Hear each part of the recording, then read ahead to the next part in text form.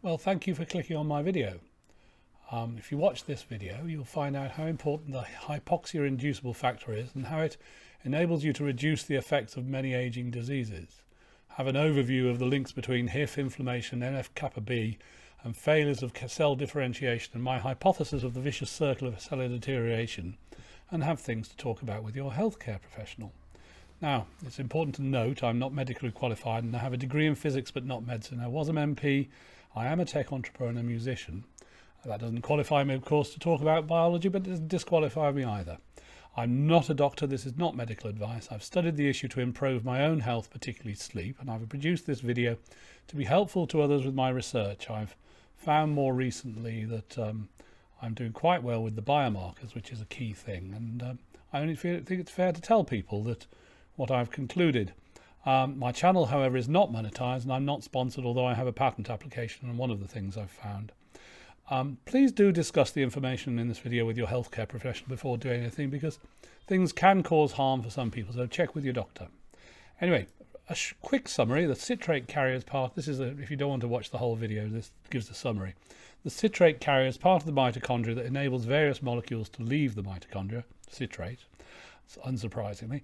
If your body gets inflamed, it inhibits NF-kappa B, which reduces the activity of the citrate carrier to stop the release of nitric oxide, reactive oxygen species, and the prostaglandins. This, however, has the side effect of cutting the acetylation of the nuclear histone in differentiating cells, and stem cells don't develop properly into new functional cells, and I think they become senescent cells. Increasing the amount of HIF increases NF-kappa B, which increases the activity of the citrate carrier, notwithstanding inflammation levels, and you can increase HIF without causing brain damage. I'm sure you're pleased to know that. The citrate carrier is a protein which is part of the mitochondria that enables getting citrate out of the mitochondria, which it then tends to, at times, to change to acetyl-CoA. And acetyl-CoA is very important because it's needed to make sure that stem cells turn into the right sort of cells from the nucleus. Nuclear factor kappa B, and I've done another video about the citrate carrier, so I'm not going into all the details here.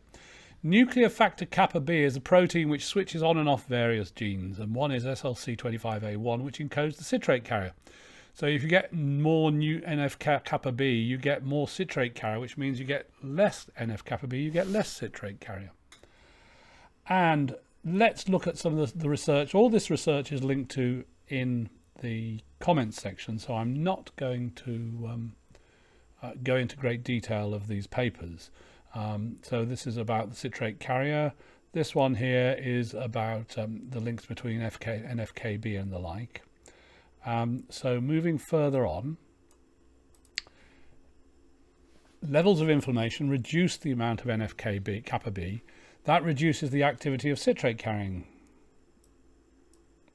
So here we have the hypoxia inducible factor, which is another protein which switches on and off genes, and it switches cells into the mode of working without oxygen, but it does a lot more. And in fact, I was quite surprised when I read how many genes are affected by HIF. And there's a paper about HIF, which is this one, which is really worth reading. But possibly 20% of genes are switched on by HIF, but because of this crosstalk thingy, if you increase HIF, you also increase NF-kappa B, which increases the citrate carrier's activity and ensures that stem cells are properly created, even if there is a bit of inflammation around, or a lot of inflammation around. So here we go, looking at what happens if a stem cell does not properly convert into a proper cell, like, you know, a bone creating cell or whatever it supposed to do. And I haven't actually found a paper that says where senescent cells come from. Senescent cells are sort of like zombies that sit there causing a nuisance, creating inflammation, but without actually doing anything useful because they're not working properly. And I came to the conclusion I think they're going to be what cells that fail to differentiate turn into. Like, if it quacks, it's probably a duck. So what's a cell that fails to differentiate going to turn into? And there's two papers that make this really quite likely. One is that if we look at this paper here, we find out that these cells, the senescent cells, tend to end up in renewable tissue. Now, if it's renewable tissue, that's because stem cells are growing, and if obviously some of them fail, they've got to go somewhere. And secondly, when you look at naked mole rats, which are known as this species that doesn't have a Gompertz style mortality, they don't really have that many senescent cells, but they do have HIF, and that's a good point.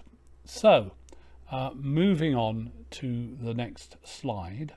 So the solution to this is to reduce inflammation and increase HIF. Now, there are lots of ways of reducing inflammation, including topping up the mitochondrial melatonin, or using molecular hydrogen, I think, can help with that. Infrared radiation to create serotonin, which is then converted into melatonin. Generally sorting out the mitochondria with autophagy and mitophagy and things like that. All the things people say that should be done, that are commonly accepted and for which there is evidence, probably work that way. And this is a paper that refers to how melatonin can reduce the inflammation. For increasing HIF, Variox is a good way of doing that, and you can do that by taking the oxygen partial pressure from a higher number, like 60% plus has been seen to work, and that can be hyperbaric oxygen therapy. It can actually be it can be normal pressure, but a high partial pressure of oxygen, and take it back to the usual 21%. Interestingly, HIF also encourages autophagy and mitophagy, which tidies up the mitochondria and tidies up the cells. There's a little bit here on this paper, somewhere close to the end, let me find it, which talks about HIF and its role in terms of autophagy and cellular damage, which is where the cellular eats bits of the cells that are damaged rather than creating new bits. And that's quite good because you get rid of the bad bits that are creating stress.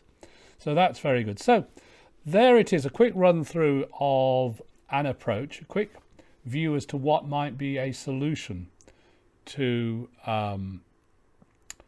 resolving some of the aging problems. Not completely, you're not talking about living forever, you're just trying to improve people's lives and their health span. But I thought, being as I'm finding that it improves my own biomarkers in my blood, I thought I should mention that rather than just sit on it. So that's what I've done. Thank you for watching my video.